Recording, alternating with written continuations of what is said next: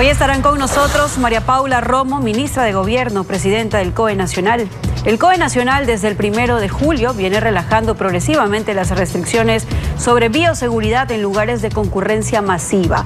Hay temor y preocupación en epidemiólogos y COEs cantonales. Algunos deciden mantener las restricciones, mientras la reactivación económica espera con angustia. También estará Cristina Reyes, precandidata presidencial del Partido Social Cristiano. El PSC de la era Nebot lanza la candidatura de Cristina Reyes después de que en el 2017 con Cintia Viteri se impuso el candidato de Rafael Correa, quien en el 2021 apoyará a otro candidato. ¿La dispersión en la oposición favorece la continuidad del correísmo? La propuesta de la candidata del PSC la examinaremos. La actualidad, los protagonistas, el análisis y la información en Contacto Directo.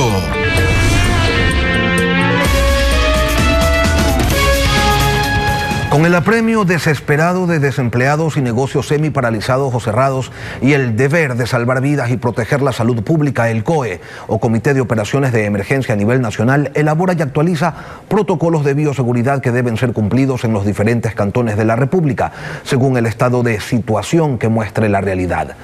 Y la realidad es distinta a las estadísticas oficiales. María Paula Romo, ministra de Gobierno y presidenta del COE Nacional. Buenos días, bienvenida a Contacto Directo.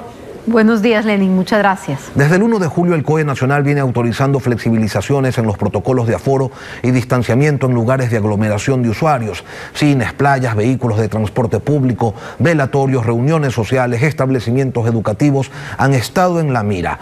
Según los niveles de contagio observados en julio, se han resuelto nuevas flexibilizaciones a mediados de agosto. ¿Qué nos muestra la realidad, ministra, pero sobre todo cómo se la está midiendo? Lenin, buenos días nuevamente. Usted lo ha dicho bien al iniciar el noticiero. Estamos debatiéndonos para tratar de lograr un equilibrio entre la reactivación económica, porque el tejido económico del país también está en riesgo, todos los días está en riesgo, y por otro lado, cuidar la salud y la vida de todas las personas. Tratando de lograr ese equilibrio, también quiero hacer una aclaración. No relajamos las medidas de bioseguridad, sino las de confinamiento, las de prohibición de aglomeración. En ese camino venimos desde el día 70, llevamos ya casi 160 días de emergencia, y si bien los primeros días la instrucción era el confinamiento total, solo actividades esenciales, la prohibición de la gran mayoría de actividades, incluso de la salida de casa, desde el día 70 esto empieza a tomar un camino inverso. Vamos a volver a salir, vamos a volver a determinadas actividades a velocidades diferentes. Usted no me dejará mentir, es distinta la realidad de Guayaquil que la realidad de Quito en el día de hoy, así como lo fue una realidad distinta en abril de este año, cuando empezaba la emergencia. Entonces, a distintas velocidades, pero por ese equilibrio, y seguimos tomando medidas. El 1 de septiembre habrá nuevamente un cambio en las condiciones de esos semáforos. ¿A dónde se dirige? Mayor apertura para las actividades económicas, productivas, y un poco menos de restricciones, más peso en lo que la Corte Constitucional ha dicho, que la población asuma medidas de autocuidado y autoprotección, ir sacando del control de las manos de policías y militares la responsabilidad, ir trasladándola a la población. No va a suceder de golpe, no de un día para el otro, pero cada día es más importante asumir más responsabilidades. Una parte de la realidad es el estado de situación sanitaria. ¿Qué está ocurriendo con la desobediencia social, con la informalidad? ¿Dónde se registran picos, ministra, y dónde sí hay disciplina? Y sobre todo, ¿cómo está influyendo la urgencia por completar lo que se requiere para el sustento diario? Este tema es realmente importante, porque hay casos que pueden ser indisciplina por no cumplir las normas, un acto de desobediencia, pero otros que son la necesidad económica que lleva a miles de personas a tratar de ponerse en la calle a vender algo de comer, a vender algún producto. Esta es una parte de la realidad. Otra tiene que ver con una fiesta clandestina, prohibida, con consumo de licor en la calle, este tipo de cosas, y las diferenciamos así. Por un lado está la informalidad en la economía, que no empezó con la pandemia, pero que se agrava con la pandemia por la crisis económica. económica, y por otro lado la desobediencia. Sí tenemos muchos casos, todavía estamos atendiendo miles de emergencias cada semana en este sentido. Llamadas, también eso es cierto. Hace 8 meses o hace 10 meses un vecino no llamaba porque había una reunión en la casa de al lado. Hoy esto es parte de lo que está prohibido y entonces se multiplican las llamadas con este tipo de reportes. Tenemos todavía muchos de estos casos. Por supuesto, la policía actúa más en la indisciplina que la informalidad, porque en este momento también ahí se debaten los propios municipios, el control del espacio público, de las calles, del espacio de venta, que seguramente es en este momento el escenario de esa informalidad. Y siendo esa indisciplina característica en la conducta, lamentablemente, de los ecuatorianos, ¿es oportuno dejar en sus manos el cuidado de su salud? ¿No debería mantenerse la intervención del Estado para evitar que se incrementen los contagios, más aún tomando en cuenta que no tenemos infraestructura sanitaria para hacerle frente a la pandemia? Así es, no hay país que tenga infraestructura sanitaria suficiente para las características de la pandemia y no podemos pensar que se ha terminado. La emergencia no se ha terminado.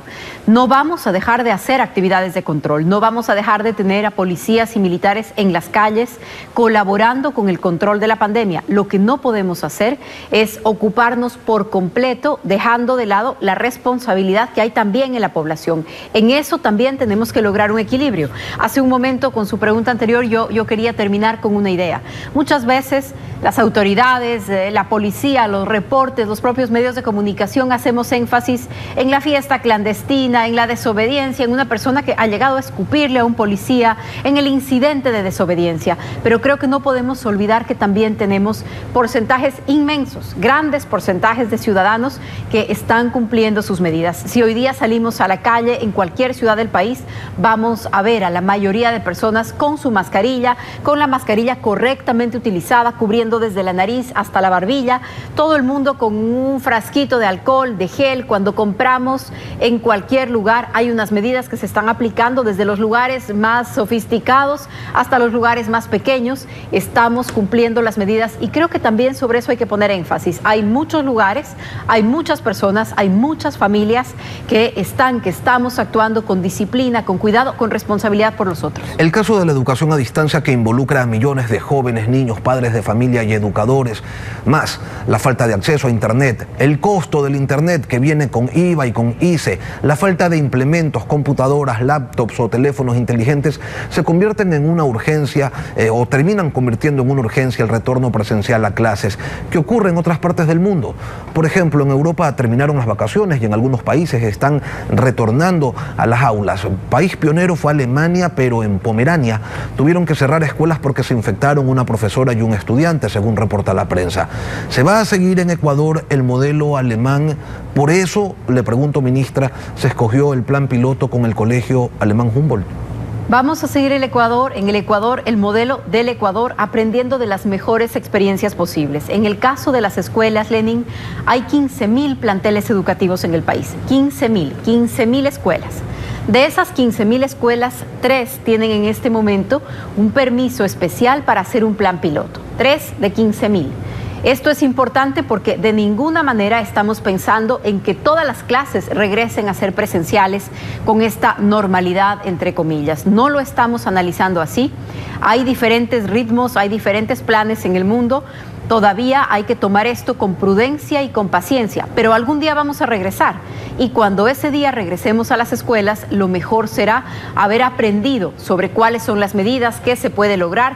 Nunca se va a empezar con los niños más pequeños, se empieza con adolescentes, se hace reduciendo al mínimo el riesgo y algo muy importante, siempre es una decisión voluntaria de los padres, o al menos en esta fase de pilotaje en donde hay 3 escuelas autorizadas de 15.000 planteles en el país.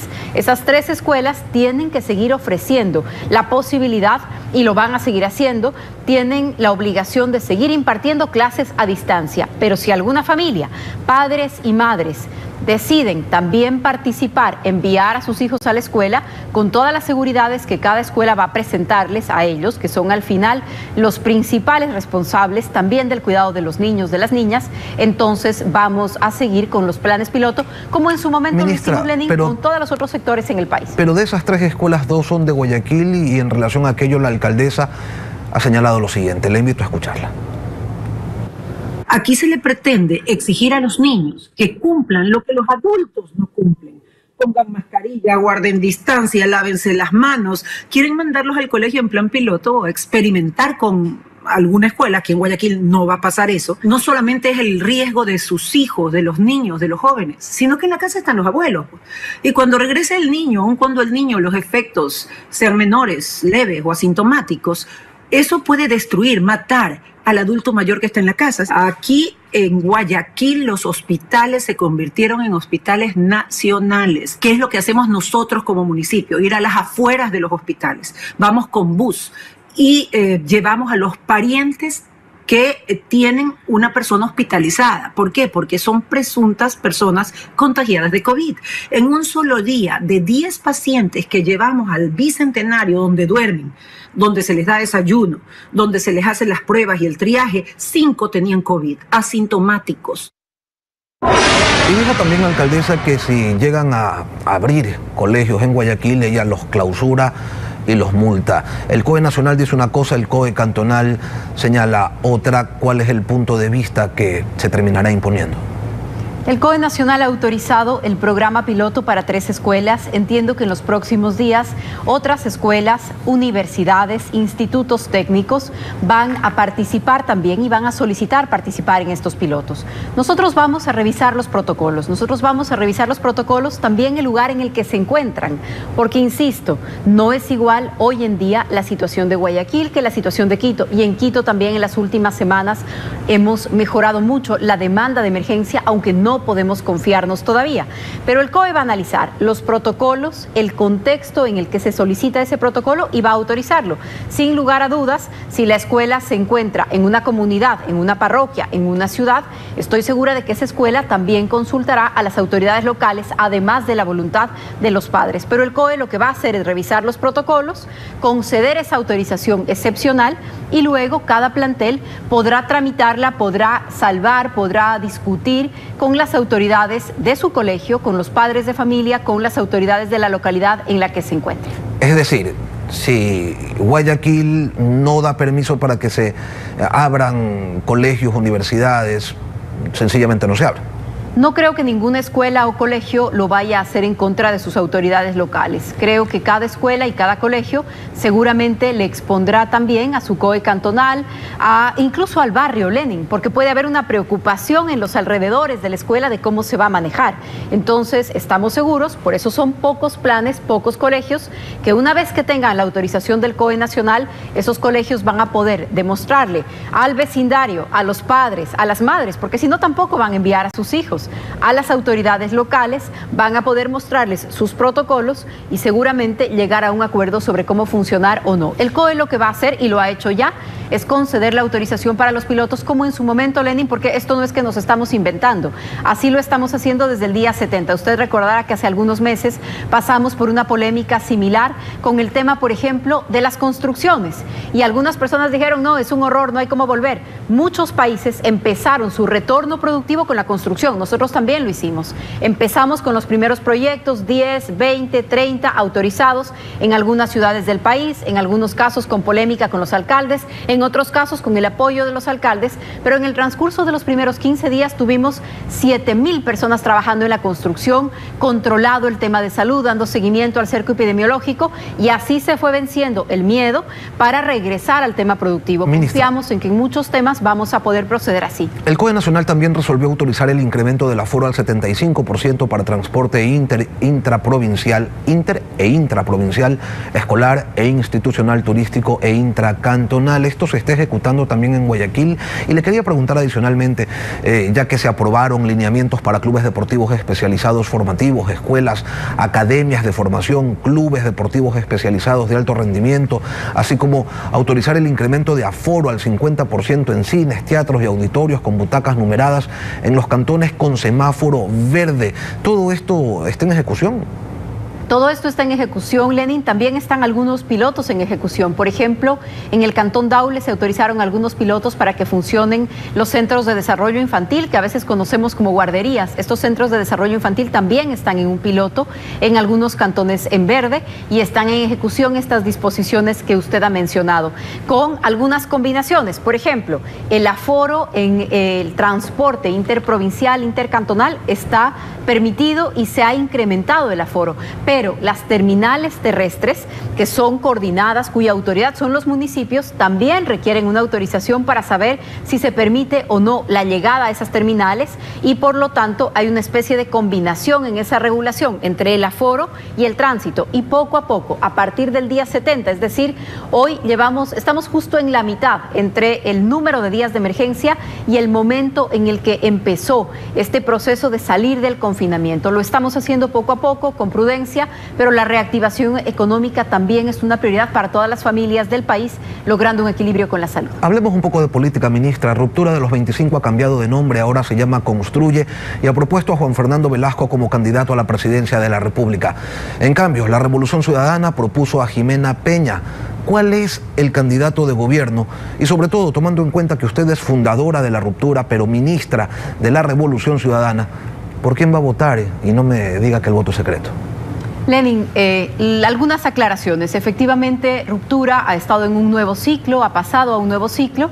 En este nuevo ciclo no solamente hay un nuevo nombre, sino también nuevos dirigentes y nuevos voceros. Yo no soy hoy ni dirigente ni vocera de ningún partido político de los varios que existen en el país. Cuando deje de ser ministra, pues seguramente volveré a mi vida política, la que tengo hace muchos años, pero hoy mi responsabilidad es como ministra. Y el gobierno no tiene candidatos de ningún partido. El gobierno gobierna hasta el último día de su mandato y se preocupa por todos los ecuatorianos, no mostrará ninguna preferencia, actuará con neutralidad, que es lo que le corresponde al gobierno. El gobierno no tiene candidatos. Los movimientos políticos presentan a sus candidatos, el gobierno gobierna, y esa es la instrucción que hemos recibido del presidente. Y si usted me pregunta hoy por quién votaré, todavía no he decidido mi voto, pero cuando veo la papeleta hay al menos 3 candidatos con los que creo que el Ecuador estaría en buenas manos. Así que creo que las definiciones de los próximos días seguramente nos ayudarán a hacer una buena elección. Política y pandemia, ministra. ¿Cómo hacer campaña en tiempos de coronavirus? ¿Qué tipo de acciones o de estudios está realizando el COE para que los candidatos puedan de alguna manera desarrollar sus actividades lo más cercano a lo que pasaba antes? ¿O definitivamente no se va a poder? Brevemente, ministra, por favor. Es la pregunta del millón, porque vamos a tener que enfrentar un proceso electoral con pandemia.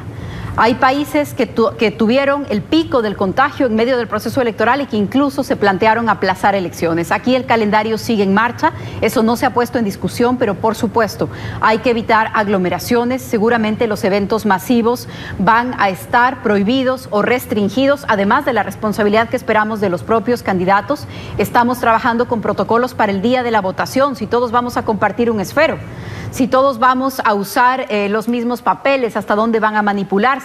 Todos los detalles los estamos trabajando, tratando de apoyar al Consejo Nacional Electoral. Ojalá más mesas durante más tiempo es parte de lo que se está discutiendo, e incluso evitar la obligatoriedad, es decir, que personas que han permanecido muchos meses evitando situaciones de riesgo puedan inclusive optar por no asistir ese día. Estamos trabajando todas esas opciones. María Paula Romo, ministra de Gobierno y presidenta del COE Nacional, gracias por venir a Contacto Directo. A usted, gracias, buen día. Y en pocos minutos el PSC de la era Nebot ensaya con otra asambleísta como postulante a la presidencia de la República el alcance del diálogo al que está abierto la candidata. Regresamos con Cristina Reyes, precandidata presidencial por el Partido Social Cristiano. Manténgase en nuestra sintonía, en breve pausa y volvemos.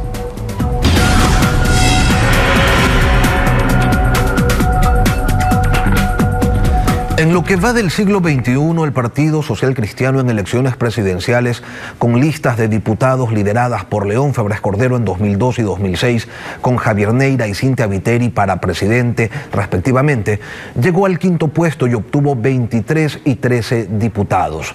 En la era correísta, en 2009, no lanzó candidato presidencial y hubo el voto cruzado, Correa presidente, Nebot alcalde. En 2013, con el liderazgo de Jaime Nebot, se apoyó tibiamente a Guillermo Lasso y en 2017 lanzó por segunda vez a Cynthia Viteri, que con el apoyo decidido de Nebot llegó tercera y triplicó sus votos del 2006. Ahora en 2020 postulan a la asambleísta Cristina Reyes, quien nos acompaña desde la capital de la República. Buenos días y bienvenida a Contacto Directo. Lenín, buenos días, muchísimas gracias por la oportunidad, un saludo a nuestros conciudadanos. Cristina Reyes, de 39 años, que cumple mañana, nació un año antes de la generación millennial, pero exhibe algunas de sus características. A su vez, el Partido Social Cristiano es el partido más antiguo del Ecuador, que llegó 2 veces a la presidencia, la primera con su fundador Camilo Ponce Enríquez en 1956 y la segunda con León Febres Cordero en 1984. ¿Cómo toma Cristina Reyes este presente adelantado de cumpleaños? ¿Es un desafío, una gran responsabilidad frente a un país destrozado por la corrupción y el mal gobierno? Lenín, siempre con compromiso y con trabajo, lo que me ha caracterizado. Pero yo he venido fundamentalmente a su programa a extender un mensaje al país. Y es que en estos momentos difíciles de angustia que viven las familias ecuatorianas, necesitamos unidad, valor y esperanza. Todas las organizaciones políticas, sobre todo una importante, la que ganó las elecciones del 2019 como la nuestra, así como las pequeñas, tenemos derecho a presentar candidatos a la presidencia de la República para poder mostrar nuestras propuestas y las soluciones de estos momentos tan complejos que vive el país. Pero ¿dónde radica el problema, Lenín? En esto, en la dispersión. Esta portada de Diario Expreso muestra 16 candidatos, entre los que sí estoy yo. 16 candidatos y son 19, me faltan 3. Este es el problema, que en el ejercicio de este derecho no se puede poner en riesgo los valores o desprestigiar los valores de la democracia y de la libertad. Valores que están, o los objetivos que tiene hoy el Ecuador, que son el empleo, la prosperidad. Estos valores, claro que están en peligro con esta dispersión porque le pueden hacer el juego a algunos candidatos que representan el totalitarismo, la corrupción y la división que ha tenido nuestro país durante tantos años. Precisamente yo soy una mujer joven. Precisamente en función de aquello, Cristina, factor clave en los triunfos electorales del arroz verde de Rafael Correa, que le facilitaba dinero de contratistas del Estado, era la multiplicidad de movimientos creados por el CNE, nada menos que 282, 23 nacionales, 259 provinciales y cantonales, pero también por la multiplicidad de candidaturas presidenciales, 7 en 2009, 7 en 2013, 8 en 2017.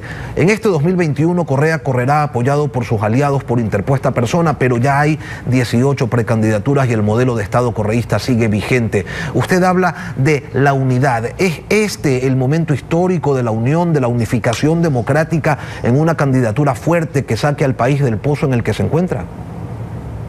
Nadie quiere volver al totalitarismo, la corrupción que he combatido frontalmente y al país le consta. Mira, Lenín, yo soy una mujer joven.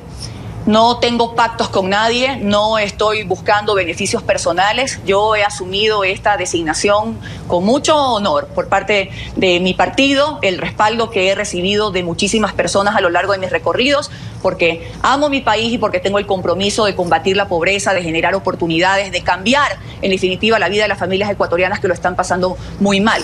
Pero yo soy también una persona sensata y seria. Y yo por eso propongo, y vengo hoy a su programa a hacer esa invitación, que manteniendo nuestras diferencias, que sí, pueden ser algunas, dentro del marco de los valores y de los principios, porque siempre hay que defenderlos, y soy una mujer que defiende principios, busquemos una candidatura de unidad, una candidatura común, lo suficientemente fuerte para ir hacia ese cambio que merece el país después de 14 años de un modelo económico. Estoy dispuesta a todo lo que sea necesario por el bien del país. Siempre he estado lista para servir a mi país, siempre estoy lista para ser parte de una confluencia de valores y principios que nos permitan a todos los candidatos, y la invitación es formal, hoy en su programa, Lenín, a todos los candidatos que vamos por la línea de los principios, que no estamos por la línea del totalitarismo, de la corrupción que ha representado ciertos gobiernos. por la línea de los principios, de relevar un modelo económico que ha sumido en la pobreza a las familias ecuatorianas, de una corrupción institucionalizada que llega ya a niveles repugnantes, de educación, de salud, seguridad ciudadana como derechos fundamentales de los ciudadanos. Hago esa invitación para una mesa de trabajo. Los nombres son importantes, las personas son importantes, pero más importantes son los desafíos, los objetivos, que en este caso son sacar adelante al Ecuador. Todos hablan de diálogo, pero nadie lo convoca. Usted hoy lo está haciendo aquí en este programa, pero no solamente se trata de hacer una convocatoria pública, es también quizás el momento de coger el teléfono y empezar a llamarlos uno por uno, ¿no? Así será.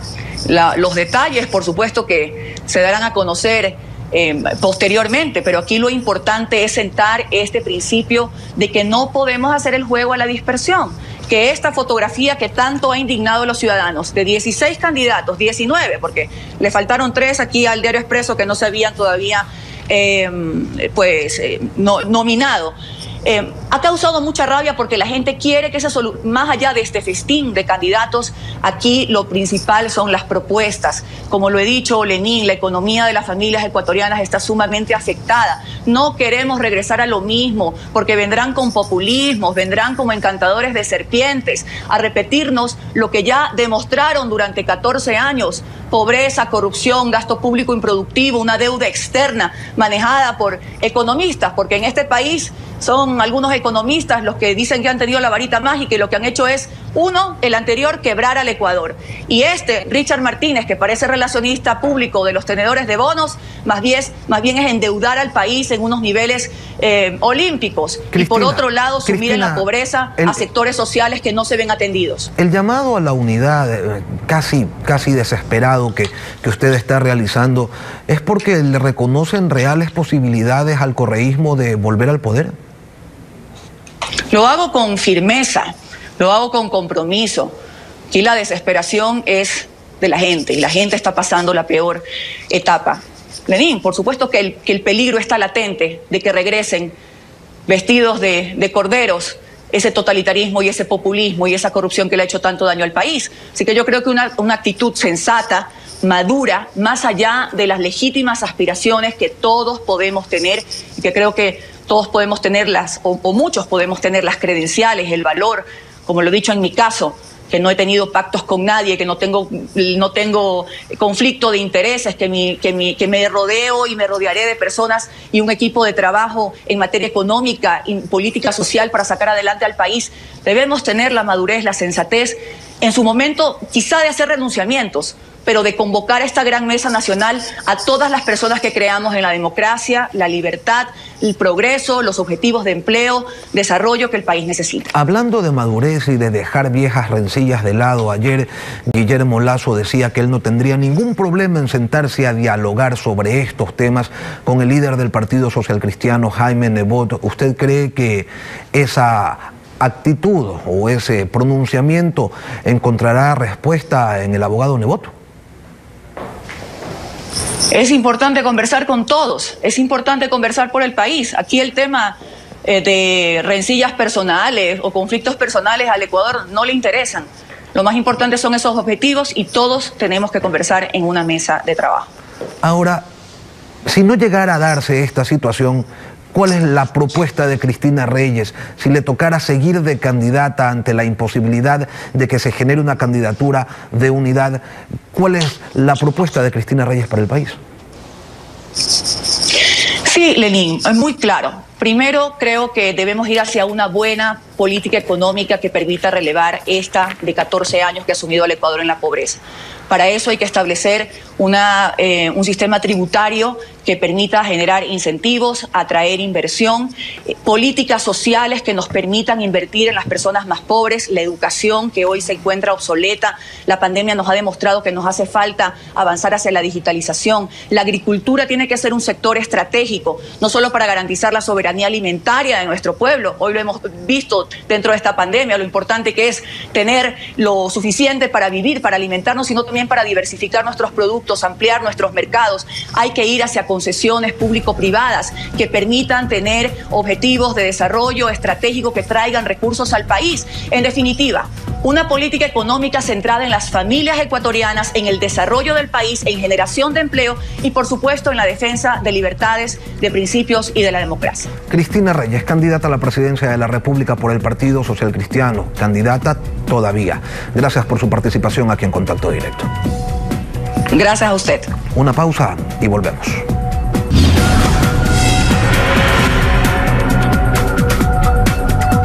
Son las 7 de la mañana con 30 minutos. De esta manera concluimos Contacto Directo. A ustedes, gracias por la sintonía. Lenin, nos vemos el día de mañana. Será hasta entonces. Las noticias, sin embargo, continúan. Manténgase en nuestra sintonía. Un buen día para todos.